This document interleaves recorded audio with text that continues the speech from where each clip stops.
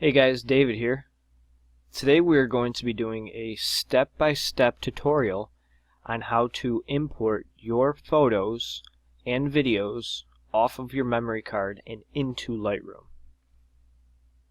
This is a very easy process, but can become very difficult if you don't know what's happening.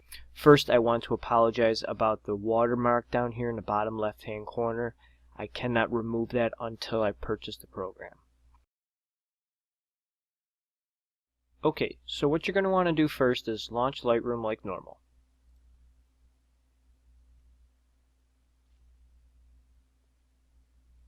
Once it's fully launched, you're going to want to make sure you're in the Library module. Second, you're going to click Import. You're going to want to make sure that your memory card is plugged into your computer at this time. Next, I like to uncheck New Photos, just in case if I accidentally hit a button. I don't want to accidentally import them all.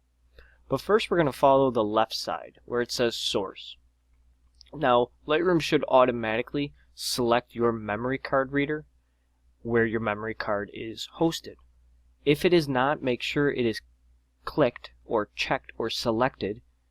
You don't want to import any photos from your hard disks located below.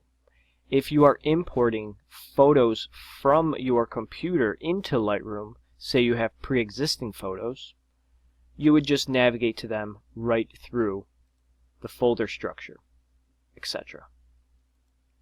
For the purpose of this video, we are just going to be importing from the memory card. So I'm going to go ahead, I selected my memory card, and I'm going to go all the way to the bottom, because that's where the most recent photos are. Now, say you don't like this view, you can always change the thumbnail size to much larger or much smaller, depending on your view. Next, we are going to select the photos that we would like to import. I'm going to click on this one here. I'm going to hold down Shift, and I'm going to select this one. It's going to select all the photos between the two of those. And I'm going to check the box. Doesn't matter which one. Could be this one. Could be this one. Because they're selected, it's going to select them all. Once you've decided on that, you're going to want to go over here to the right. And you have a couple different options here. Let me close this first. Also, make sure when you right click on any of these, you have solo mode turned on. That way you do not get confused or leap ahead of a step. First, we're going to go to File Handling. Make sure that your file handling looks just like this. Only want this box checked. You don't want Smart Previews. We can go through that in another video. If you are new, you don't need to worry about a second copy yet. When you turn Pro, that's when you start making off-site backups. Add to a collection. That's if you have a tailored collection of photos. For example, I have a collection of wave pictures. I would click Add to Collection if I was importing wave pictures, and it would give me the option to import directly to that. We're going to close that by clicking on File Renaming. This is personally up to you. I rename all my files to the month that I shot them in. So for example, I will change it to Custom Name. I will go down here, Custom Text, because we're in January. I'm just going to type in JAN, short for January. And I'm going to leave the extension as is. So this is an example or sample of what it's going to look like. Moving on next, Apply during import. What this is you can actually predefine developed settings, for example, just a preset, and you can have it applied to the picture when it's imported. I never do this. So if you want to play around with it, you can, but I love editing the picture to my personal preference. Don't worry about metadata, but keywords, you're going to want to put some keywords in. For example, I took a picture of a couple birds, so I'm going to just type in birds, comma, I shot this down by the lake, so I'm going to type in Lake Erie. And let's see what else. That's about it. You can put in a couple more if you have those keywords in your collection. As you build up your collection of pictures, your keywords will expand, making it easier to search later on in the future. So say in a month from now, someone comes to me and says, do you have any eagle pictures? All I have to do is type in, birds, and I'll find all my bird pictures, and they'll show up in my collection, making it a lot easier for future finding. And destination is important. Let's take a good minute and go through this step by step. Okay, first you're going to want to make sure that date format is 2016/January. Now, by doing this, or for example, year/month, by doing this, this is going to create a hierarchy. Let me just go through my 2015 showing you. So it'll create a folder called 2015 on your hard drive, and then it's going to deposit your images into the folder contained within that month. Let me go through it one more time. So I'm importing these 6 pictures, I think, 8, 10 pictures, and they are going into not 2015 but 2016. And there's 11 pictures that are going to be deposited into January.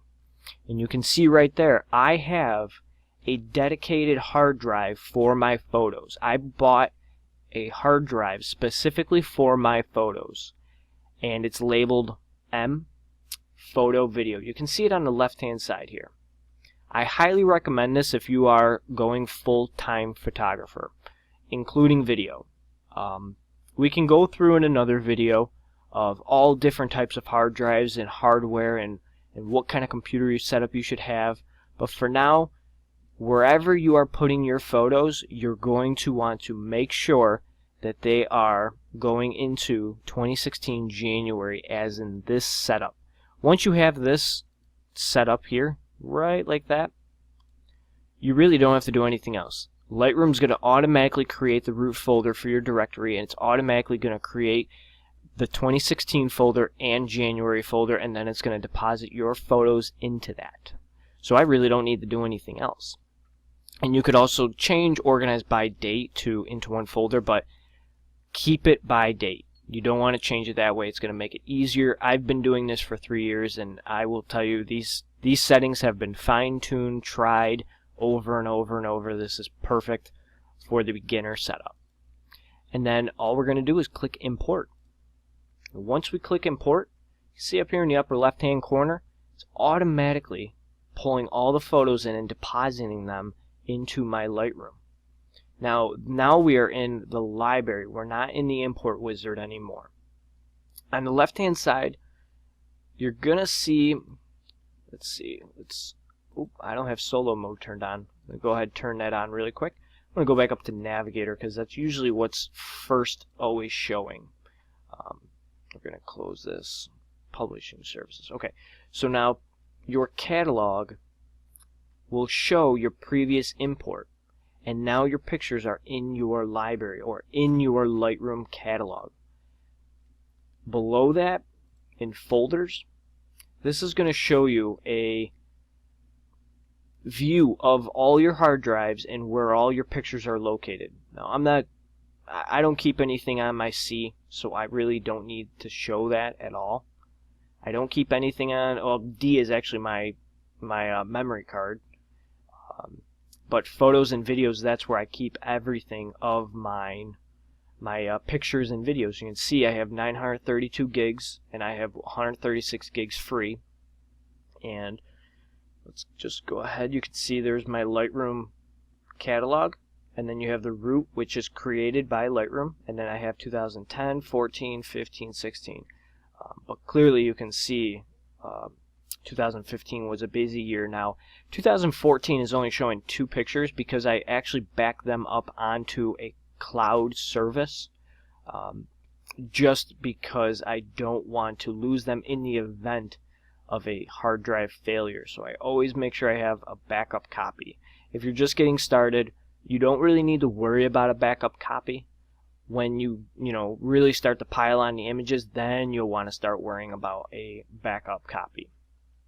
And that pretty much is it. You are all ready to go ahead and just select your image and you can go ahead and start editing. There's really not much more that you need to do. In the next video, if you guys are interested, I can go ahead and I can do a video on the library, showing off just the library module. And then in the next video I'll do a full, I did go in with a quick detailed develop module, but I think it could deserve, if you guys want, it can deserve a longer video.